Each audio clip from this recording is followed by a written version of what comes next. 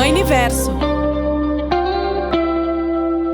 Olá, bem-vindas a mais um Mãeniverso, podcast da Mãe Possível. Eu sou a Rafa Brits, apresentadora, mãe do Rocco e do Leão, e hoje estou aqui com a minha musa inspiradora.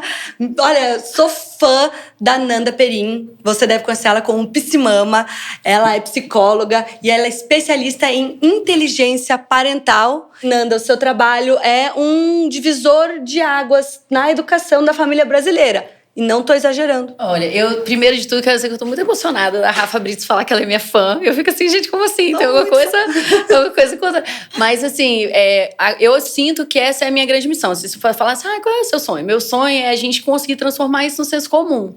Entende? Assim, da gente conseguir desconstruir a educação tradicional a ponto de a mãe poder pegar o bebê no colo que não vicia, ser o senso comum. E a pessoa falar assim, não, colo vicia, a grande maioria das pessoas fala, eu entendo você pensar assim, mas não é assim que a gente pensa, mas não. Sabe? Assim, tipo, ser senso comum, essa forma de enxergar, porque a educação tradicional, ela vem de uma necessidade cultural que existiu. Antigamente, as famílias muito grandes, eram muitos filhos. Realmente, não dava pra você pegar todos os bebês no colo. Então, era viciar no sentido de que se você ficasse pegando o bebê no colo, o bebê quisesse colo o tempo todo, você não ia ter colo pra dar.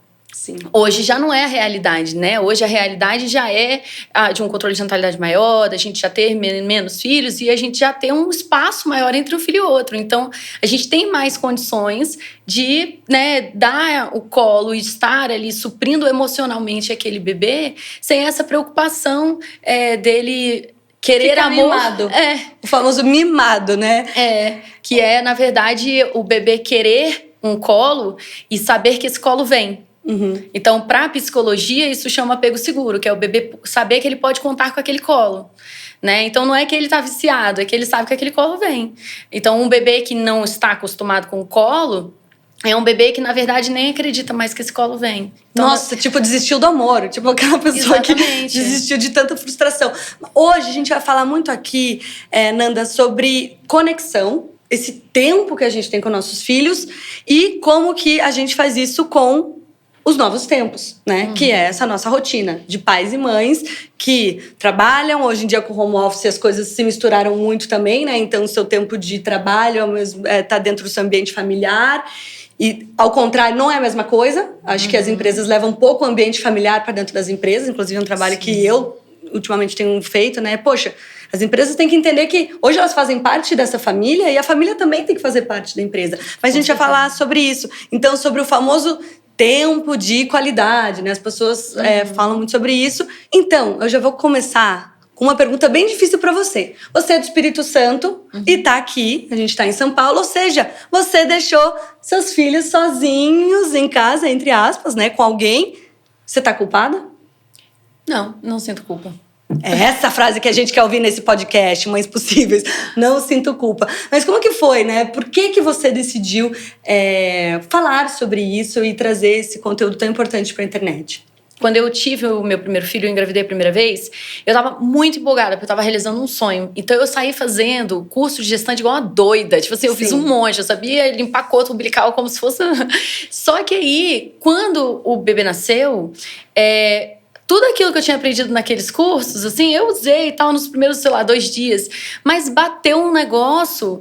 eu tava feliz do meu filho ter nascido, mas não bateu nenhum instinto. Eu não amei ele instintivamente. Foi uma coisa que eu construí, assim, né? E aí, às vezes, me batia uma tristeza. Eu tive dificuldade no começo, lá na amamentação, aquela dor, aquela coisa.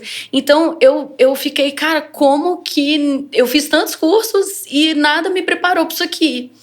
Só que eu sentia uma coisa meio, sei lá, tinha hora que eu tava muito feliz, a hora que eu tava muito triste, eu chorava, não sabia por quê. Sim.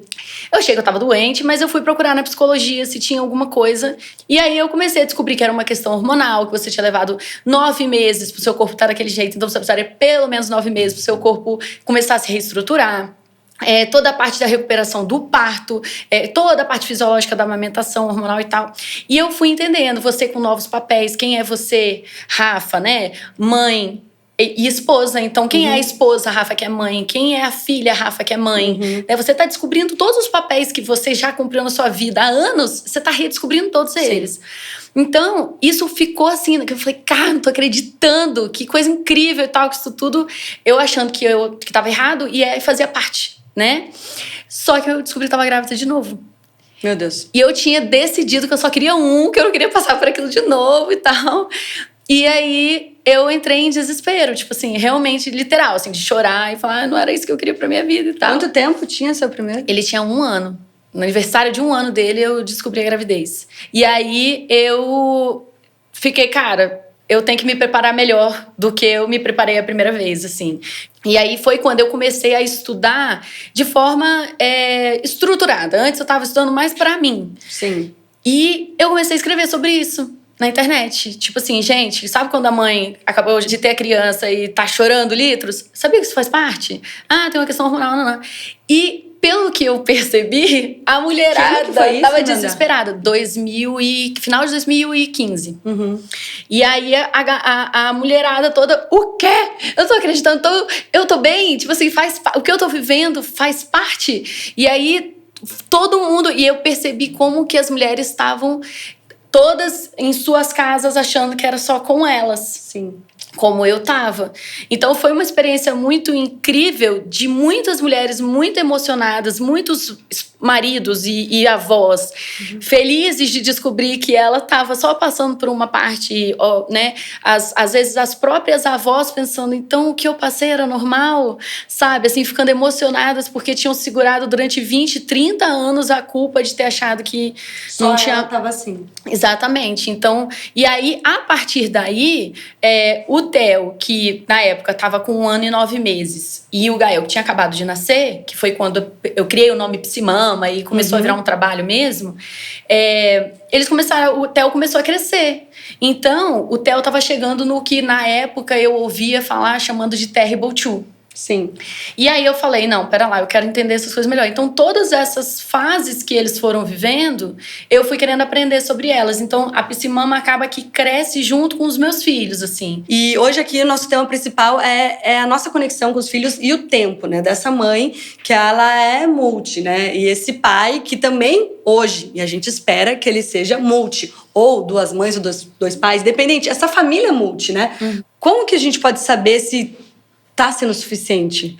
Primeira coisa que eu penso é que a gente, nessa coisa de equilibrar os pratos, né? Existe uma quantidade de pratos que você já não vai estar conseguindo nem... Você não tá curtindo nada, você não tá... Então, o humanamente possível é você ter prioridades. Então, eu falo de você ter tipo uma pirâmide de prioridades assim na sua vida. Então, é impossível você estar investindo na sua carreira, investindo no seu casamento, investindo na infância dos seus filhos emocionalmente. Investir emocionalmente nas coisas demanda bastante da gente, esgota até, né? Então, o que eu digo é que nessa pirâmide de prioridades, você tem que definir o que vai estar no topo. E isso é uma decisão que, na grande maioria das famílias, é o que foi. Não foi parado para pensar, porque ainda não é uma coisa que está no senso comum. A minha sugestão é você literalmente sentar com papel e caneta na sua frente e pensar. Nos próximos 5 anos, o que é prioridade nos próximos 10? Porque uma coisa é você estar com um filho de 8 meses, uma coisa é você estar com um filho de 7 anos, uma coisa é você estar com um filho de 10, de 15, de 20. Então, são níveis de investimento diferentes, níveis de, enfim, de compreensão do porquê que você está fora, porquê que você está trabalhando com outras coisas. Por exemplo, vamos dizer dentro do casamento. Vão ter períodos que o seu casamento não vai estar no topo da prioridade. E isso não significa que você não ama mais, que você não quer ser casado.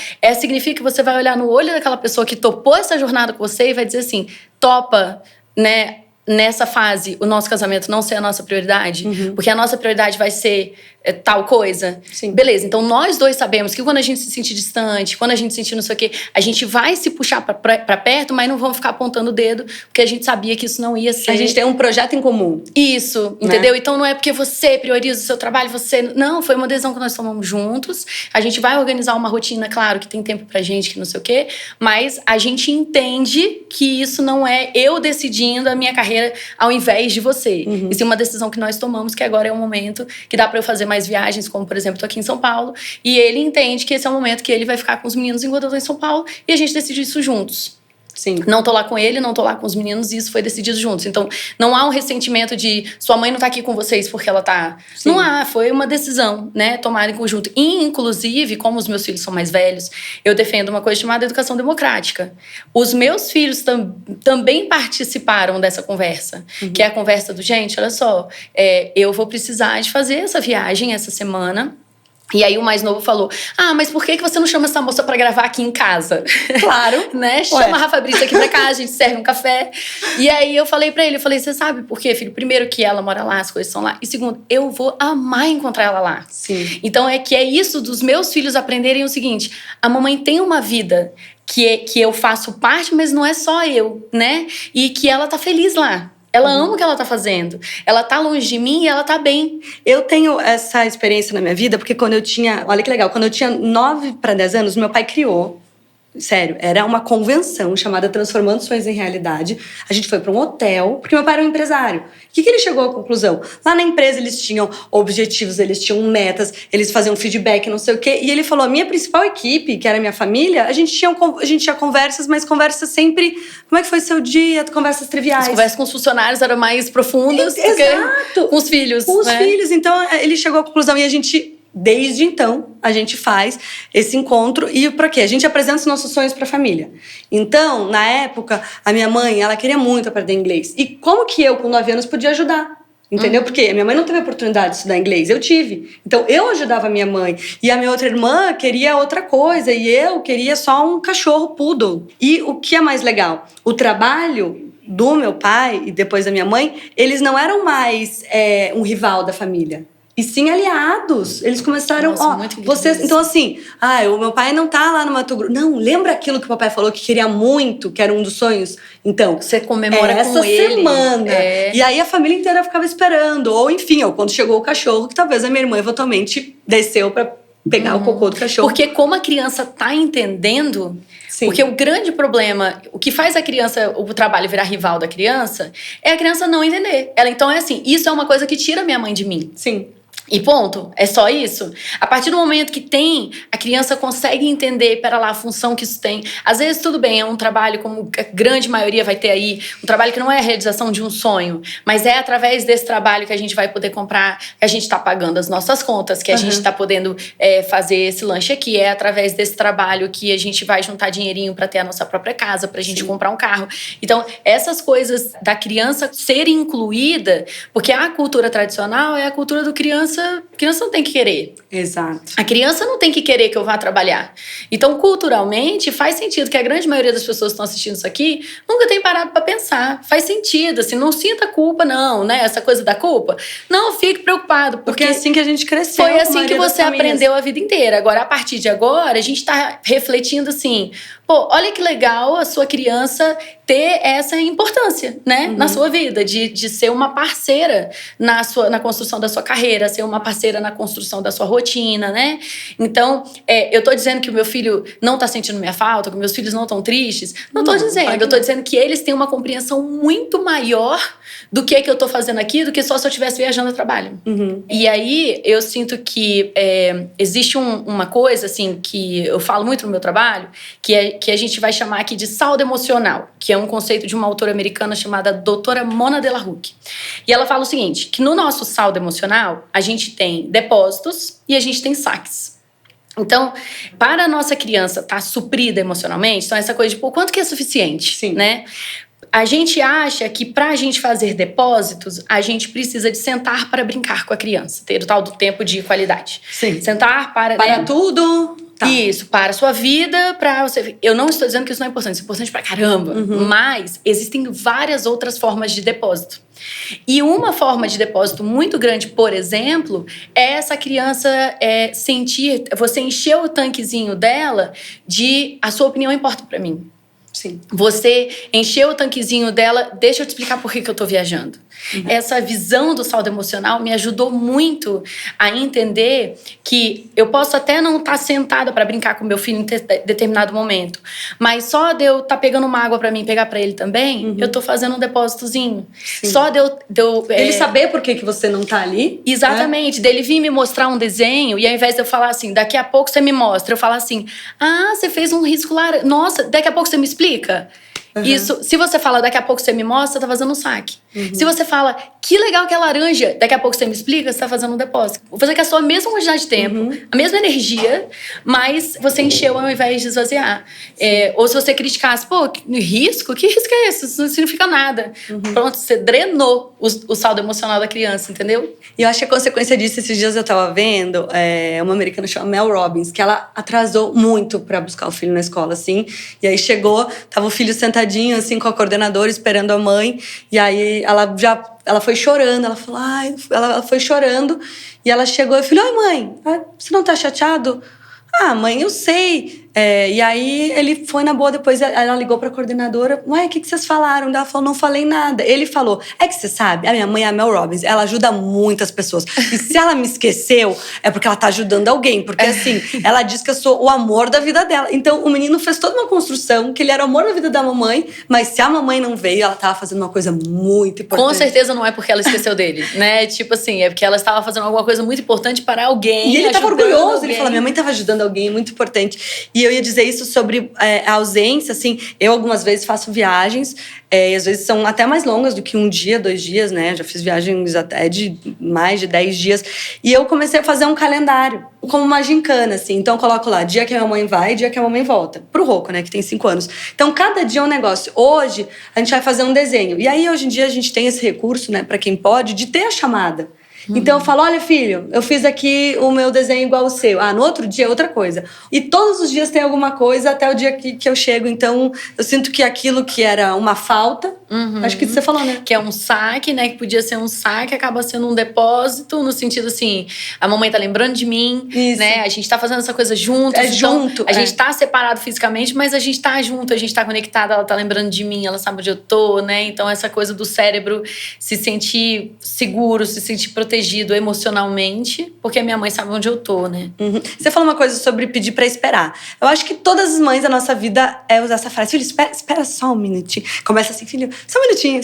Daqui a pouco, filho, mas por favor, meu filho, já te pedi, são 5 minutinhos. E você, né, fala uma coisa muito legal sobre fazer a criança participar e a espera ser uma escolha. Isso. Quando a gente fica falando só um minutinho, só um minutinho, só um minutinho, é uma coisa que é muito abstrata pra criança. Claro. Tipo, então, e agora? Né? Já e passou agora? Um minutinho, já passou uma hora, a criança nem sabe. E agora? Então, na verdade, isso gera mais ansiedade na criança. Então, a gente precisa de tornar isso uma coisa que a criança consegue tocar, que ela consegue entender, mais concreta. Tá. E aí, quando a criança, por exemplo, você chega pra criança e você fala assim, filho, eu quero muito entender esse rabisco laranja que você fez. Você topa esperar 5 minutinhos? Que eu vou terminar aqui, eu tô começando esse papel. Quando eu chegar aqui embaixo do papel, eu vou poder te dar atenção. Mas eu ainda não cheguei, eu preciso fazer esse papel inteiro. E aí, você tornou concreto. A criança entendeu a quantidade de coisas que você tem pra fazer. Né? E aí, ele decide, ele fala assim, claro que eu espero, né? Vou esperar. Eu quero que você eu te explicar sobre o desenho. Então, eu vou esperar. Sim. Se a criança olha pra você e fala assim, não, eu não quero esperar, aí é a oportunidade pra você entender o seguinte, pera, se a minha criança tá falando que ela não quer esperar, tem alguma ansiedade, alguma coisa que no corpo dessa criança tá parecendo urgente. Então, a gente tem mais informações. Eu acho que acaba que no comportamento infantil, a educação tradicional é muito pautada no controle. Então, as pessoas me perguntam assim, Nanda, qual é a ferramenta que eu uso para fazer o meu filho fazer isso aqui? Né? A raciocínio é esse, assim, como que eu faço pro meu filho esperar quando eu preciso que ele espere? E, na verdade, a gente não trata nenhum outro ser humano assim. E aí a criança decidiu o quanto, ela decidiu que ela vai te esperar, ela participou. Então ela se sente pertencente, assim, né? Ela pertence. Não é uma coisa que ela não... não tá de fora, então a mãe decide e ela só tá obedecendo. Não, ela faz parte, ela tem um senso de responsabilidade, ela tem uma função ali, né? E o mais interessante disso também é que a mãe ou o pai, né, o adulto que estiver nessa situação, ele também se sente mais conectado a essa criança, porque a gente esquece a importância disso. Você vai lá e fala assim, você me mostra esse desenho depois, eu tô trabalhando. Quando você volta pro trabalho, você tá com uma pontada aqui. Então você vai trabalhar assim, ó. Ou você vai trabalhar com raiva, ou você vai trabalhar sentindo o pior ser humano face da terra. Sim. Então esse tempo a mais que você tomou para explicar para essa criança, para dar opções para a criança, pro seu trabalho é muito melhor. Porque depois você volta pra cá, meu filho tá desenhando, ele já entendeu, então vou terminar isso aqui tranquila. Sim. Então pra sua relação com o seu trabalho também é bom, entendeu? Pro que pra você tava gente fazendo. Tá bem, né? Isso. Pro seu saldo emocional, né? Ao invés de ser um saque, é um depósito. Sim. E isso também que é uma coisa nova pra gente, que é dentro do possível, obviamente você não vai expor a criança a coisas muito severas, mas falar a verdade pra criança é importante também, né? Porque eu penso assim, a gente vem de uma época que seus pais chegam, ai, o que foi? Nada. Ai, seu dia foi bom? Não, tá tudo bem. Aí você tá mal, você tá... Então, aquela criança que vê no seu corpo que a mãe não tá bem, porque a mãe sempre chega feliz e a mãe tá triste, e então, o que eu imagino? Aí você me corrige. O que ela pensa? Bom, minha mãe, ela não tá bem, mas ela falou que tá bem. E talvez o dia que ele chegue da escola e acontecer alguma coisa, o que ele aprendeu? Ele não vai se sentir autorizado a compartilhar. Eu falo, bom, se minha mãe chegar mal e diz que tá bem, quando acontecer uma coisa na minha escola, eu vou dizer que eu tô bem. Então, lógico que você não vai falar, filho, então, tá vendo esse boleto? Não necessariamente isso, mas assim, hoje não foi um bom dia, que foi uma coisa também que a gente aprendeu a poder compartilhar. A gente não é super-herói, né? Inclusive, o Marshall Rosenberg, que é o criador da comunicação não violenta, ele fala que o filho e criança é um rótulo, né? E que a gente acaba subestimando muito a criança e o filho por causa do rótulo. Que teve uma vez que ele chegou de um trabalho, estava muito cansado, e o filho dele falou, pai, tô percebendo que você tá cansado, você quer um colo? E ele ficou tipo, que bonitinho. E aí e ele percebeu e ele... Não, eu quero o seu colo. E aí, no momento que você, por exemplo, tá chorando, teve uma vez que a gente tava morando fora e eu tava triste, uma coisa tinha acontecido, e o meu filho mais novo chegou e falou, mamãe, por que você tá chorando? Eu falei, filho, eu tô muito triste com a justiça disso. E aí ele me deu um colo, mas um colo assim, ele tava dando 120% dele naquele momento, sabe? E aí ele deu um abraço e tal, e daqui a pouco ele veio, deu um beijinho assim, ele falou, como é que você tá agora? Eu falei, filho, eu ainda tô triste, mas eu tô muito feliz com o seu abraço. Sim. E ele saiu tipo assim... sabe, assim. Pra pais e mães de mais de uma criança, como é que fica esse saldo, né? Porque é isso, eu tô com um bebê de 6 meses, o Rocco tem 5 anos, e esses dias ele falou, mãe, por que você fica mais tempo com o Leon do que comigo? Aí eu peguei meu celular e mostrei pra ele fotos e vídeos da gente pequeno. Então, por que eu dou comida pro Leon, né? E você come sozinha? Aí eu mostrei os vídeos. Olha aqui você bebê. A mamãe também fazia isso, né? E as coisas vão mudando. Mas é difícil, né? Assim, eu acredito que existem maneiras que a gente pode tornar mais assertivo. Então, assim, por exemplo, a primeira coisa é a gente conseguir estabelecer que não é ou um filho ou outro. Então, isso é uma coisa que eu insisto muito, assim, principalmente quando eu falo da chegada do irmão, né? Que é, assim, tentar ao máximo que tenha momentos que são os dois, que você tá com Leão no colo, o Rocco brincando, e você tá interagindo e tá brincando. E um não tá tirando o outro de você. Não ter esse raciocínio da subtração. Que meu irmão vem a subtrair. Não, meu irmão vem a adicionar. Então, por exemplo, tá lá brincando de personagem, qualquer coisa. Aí qual vai ser o personagem Leon? Então, né? Isso é muito legal. E incluir. Outra coisa que é muito importante é ter na rotina horários que, vamos supor, todo sábado, por exemplo. Vou dar um exemplo, sei lá, todo sábado de manhã o pai vai com ele na feira. Então tem um momento que você tá sozinha com ele, que o Rocco tá sozinho com o pai, e aí ele tem um momento de conexão. Porque quando você tem 4 pessoas na família, você tem a relação dele com o pai, né, dele com você e dele com o irmão. Aí tem você com o pai... E ele com ele mesmo, vale dizer. Aí tem você com o pai, você com você mesmo, você com ele, você com o irmão. Então, cada uma dessas relações precisa de um tempo. Você precisa de um tempo que é você com você mesmo, você precisa de um tempo de casal, você precisa de um tempo com um deles, você precisa de um tempo com o outro, você precisa de um tempo com os dois. eles precisam de um tempo um com o outro. E quanto mais eles cresçam, eles também... há um relacionamento ali muito importante, que é o deles. Né? Então, nesse momento que ele pode ter um momento só com você, um momento só com o pai, não é no sentido de, tô longe do seu irmão para eu poder te dar um tempo exclusivo. Não é esse o objetivo. O objetivo é, vamos evoluir a nossa relação. Esse é um momentinho da nossa relação. E eu tenho um momentinho que é da minha relação com seu pai. Então, quando a criança tem que raciocinar que esse momentinho aqui é por nós e não apesar de alguém, e que esse momentinho vai acontecer entre a mamãe e o meu irmão também, e é muito importante, que esse momentinho vai acontecer entre a mamãe e o papai também, que é importante, a criança começa a ter um senso de coletivo. Porque como a criança pequena é muito centrada nela... por causa do desenvolvimento, que ela construiu o eu, né?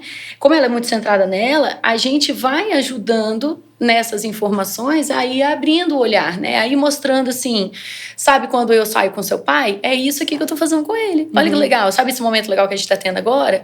Que você tem com seu pai também? Eu também tenho com seu pai, né? E seu pai também tem com seu irmão. Porque aí a criança, se ela não tá lá, ela não vê. Então, a gente vai ajudando a enxergar. E a outra coisa que eu sugiro muito também para ser assertivo é que tenha um quadro de rotinas. As crianças precisam demais de quadros de rotinas, porque as crianças são muito concretas. Então, se você fala sábado, para a criança é muito abstrato. O que é um sábado? Não existe. Sábado é um conceito. Então, se a criança não pode pegar, se ela não pode tocar, para ela... não faz sentido ainda. Então, a gente faz um quadro de rotina e a gente fala assim, tá vendo aqui, ó, esse foi o momentinho que a gente tava brincando agora, lembra? Agora tá um momentinho que eu vou trocar a fralda do seu irmão, não.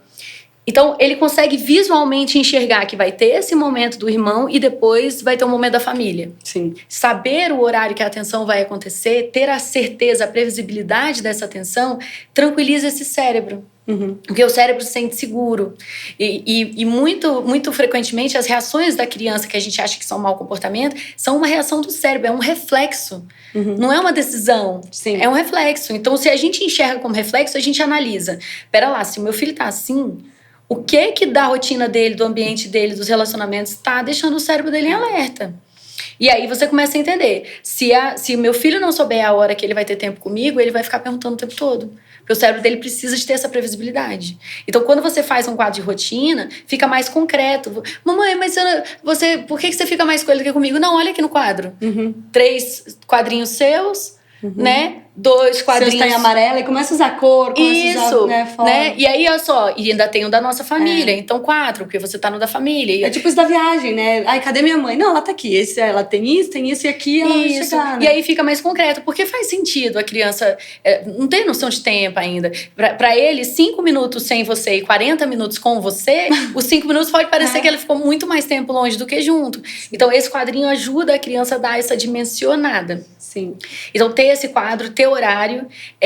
E também, quando for fazer as brincadeiras, a gente também precisa, quando for o momento, então, de sentar para fazer brincadeira, eu sempre sugiro que você faça uma análise do processamento sensorial da sua criança e da linguagem de amor da sua criança. Porque... por exemplo, se você tem uma criança que tem o processamento vestibular dela, ela é uma criança que precisa dar cambalhota, precisa rodar, precisa de balanço, precisa de escorregador, né? Essa criança, se você for sentar para jogar um jogo Uno com ela... Você vai jogar e o saldo dela vai estar na metade. Não vai saciar. Agora, você pega e fala assim, beleza, a gente tem 5 minutos pra eu te rodar aqui, ao invés de eu ir pro crossfit, eu vou ficar jogando você pra cima, né? Aí, 5 minutos disso já supre a sua criança bem mais do que 1 hora de Uno. E outra coisa, sua criança é uma criança que a linguagem de amor dela é toque. Então, você fazer uma brincadeira que você pega nela, que você, né, você roda, que você joga, que não sei o quê, vai encher o tanquezinho dela muito mais do que se é uma brincadeira que eu tô aqui e você tá lá. Eu tô jogando aqui e você tá ali. Não é só o horário do quadro de rotina que importa, mas o que você tá fazendo naquele horário. Nesse tempo. Né? Não é só não ficar em telas. Porque não adianta você falar isso pra uma mãe e pra um pai, eles botam o celular de lado, fica ali jogando Uno com a criança, por exemplo. Ganhei de você. Você drenou o tanque de uma criança, por exemplo, que palavras de afirmação é importante. Entendeu? Então você ficou lá 1 hora com a criança e ela saiu com o tanque drenado. Aí esse pai olha pra mim e fala: Nanda, eu dou atenção, o menino nunca tá satisfeito. E eu dou 1 hora todos os dias, Nanda. E eu falo: mas não é só isso. A gente precisa entender o que esse corpinho vai entender como segurança, como amor, como divertimento, como conexão, né? E senão a gente acaba indo muito pelo nosso, e faz sentido, claro, né? É a sua noção de realidade. Então, se eu adoro jogar Uno, eu vou jogar Uno, né? Se eu não gosto de ficar jogando criança pra cima, eu não vou ficar jogando pra cima. Só que aí a gente tá suprindo só uma pessoa. Você sai de lá exausta, suprida. Nossa, tô supridíssima, mas a criança não tá. Perfeito. Entendeu? E a gente falando aqui de mães possíveis, né? Eu acho que também a gente entender que a gente nunca vai suprir todas as áreas de uma criança. Então, da gente saber, nessa rede de apoio e nessas complexidades de pais e mães, saber assim... Esse é meu forte, tá? Eu te ajudo nisso. Eu sou ótima de fazer lanches. Quem sabe eu não faço de mais 3 crianças. E você pode buscar meu filho, porque eu sou enfermeira e eu não consigo esse horário, né? Se a gente mergulha na culpa, a gente não consegue encontrar solução. Que aí eu falo assim, você tem 2 opções. Ou você tá conectado na criança, ou você tá conectado na culpa. Então, a grande questão é você não conectar com a culpa. É você não mergulhar naquela martirização. É você olhar com o olhar de, pera lá, eu tenho outra opção? Eu posso sair desse trabalho? Não posso. Então, primeiro, já não é culpa minha, nada disso. É a vida. São as cartas que nós recebemos, né? Sim. Então, fica aqui essa dica. Se você também sente essa culpa, se você também sente que tem uma dificuldade aí de ter um suporte para lidar com isso, seja você a primeira mãe ou o primeiro pai a jogar essa solidariedade, a dizer para os outros pais, para as outras mães: tô aqui pra te apoiar. Quando não der pra você, joga pra mim que eu te ajudo. Vamos pensar em soluções juntos. E aí, o dia que você precisar, pergunta também. Alguém aí pode me ajudar? Alguém pode tirar foto? Né? Alguém pode solidarizar comigo? E aí, juntos, nesse movimento, devagar a gente vai naturalizando que não é uma culpa, é uma questão da vida mesmo, que a gente faz o que dá, a gente faz o que é possível. E sendo mães e pais possíveis, a gente vai conseguindo aceitar mais que as outras mães e os outros pais estão fazendo o que é possível também. Que maravilhosa! Mais uma vez, a gente poderia fazer aqui uma trilogia de vários podcasts sobre muitos temas legais. Nanda, obrigada, não só por hoje, mas por tudo que você tem feito. Essa sabe, nova educação é muito importante para nossa próxima geração. Muito obrigada pelo convite, eu amei. Obrigada. Eu não quero ir embora. Eu também não quero ir embora. Bom, mas você fica aqui para os próximos episódios do Mãe Universo, o podcast que acompanha a jornada da mãe possível, e até o próximo episódio. Mãe Universo.